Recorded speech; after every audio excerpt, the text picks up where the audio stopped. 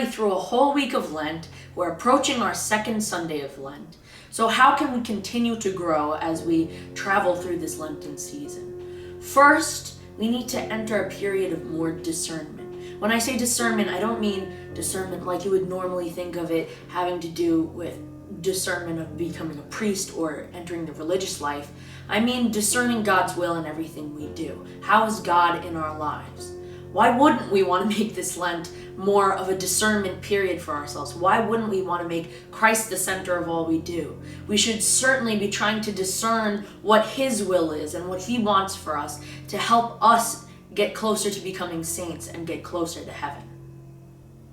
The second thing we need to do is to let go of our worldly desires and to let go of ourselves and let ourselves become God's. We talked last week about letting go of our worldly desires and doing that through our fasting and our prayer and our almsgiving this Lent, and how the significance of Ash Wednesday is basically saying that without God, we're nothing but dust. We're just bodies. God is who gave us our souls and who gives us that chance at eternal life with Him. So without Him, we're nothing. St. Teresa of Avila, I think, says it best. She says in this quote, "Christ has no body now but yours, no hands, no feet on earth but yours. Yours are the eyes through which He looks with compassion on this world. Yours are the feet with which He walks to do good. Yours are the hands through which He blesses all the world. Yours are the hands, yours are the feet, yours are the eyes, you are His body. Christ has no body now on earth but yours."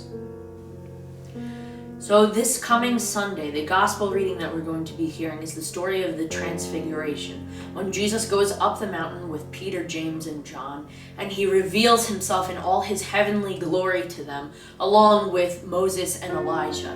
And the three of them are so overcome with joy of being in God's presence, with His beautiful heavenly body and being in the presence of these great prophets, that they say, "Can't we just stay here? Can't we just build a tent for you and for Moses and for Elijah, and we'll just stay here forever and live in your glory?" But the thing is, they can't stay there forever.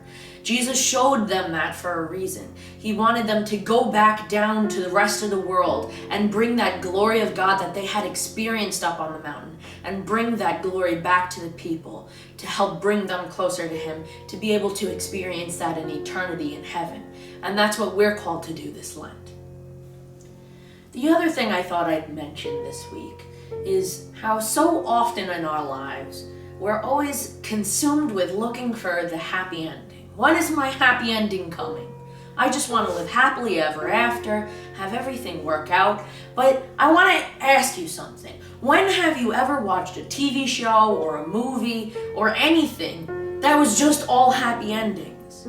I'm pretty sure you would say never, because nobody makes TV shows like that. Nobody would want to watch something like that. There's always somebody who's trying to stop the good things from happening, somebody who's trying to take away the happily ever after.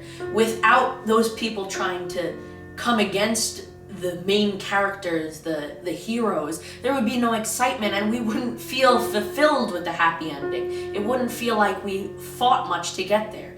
The same is true in our Lenten journey. We can't just expect to come out on the other end of Lent at the happy ending of Easter, when Jesus rises from the dead, and expect all the glory that He brings with His resurrection, without first having to go through our Lenten journey of saying no to poison apples and slaying dragons and going through enchanted forests.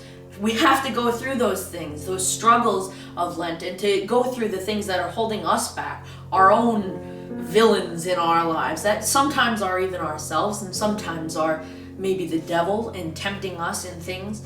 But we have to go through those in order to come out really victorious and have a happy ending that's worthwhile. And we get that happy ending after 40 days of fasting and of prayer and of discerning what in our lives we need to let go of and what we need to turn away from and fight against to get to our happy ending at the end of these 40 days at Easter, the happiest ending of all, the resurrection. we see that even Jesus had to go through going against some of the villains in his life. We read in this past week, the gospel reading was about how Jesus was tempted in the desert by the devil, right? He was tempted to do things that were not things that were good for him or good for his happy ending, right? He had to resist the devil and to go against him. And so we too have to follow that example to be able to make it to our happy endings and to get past those villains, to get past the devil in our lives, to get past those temptations that we so often have. Because not even the fairy tales are that perfect. We need to fight the villains to get to our happy endings, and that's the happy ending that comes with Easter. So this Lent, I'm really challenging you to discern God and His will in your life. Allow yourself to truly become His hands and His feet in the world. Try to let go of yourself so that you can be truly an instrument of Him in the world. It's really time to take up our crosses and to face that struggle, because the struggle that we're going to face, the villains that are coming to try to attack us, the poison apples we need to resist, they're what's going to get us to by far the happiest ending that there is, the resurrection by which we gain eternal life with Christ. Have a happy Lent week. We'll see you next week on Wednesday.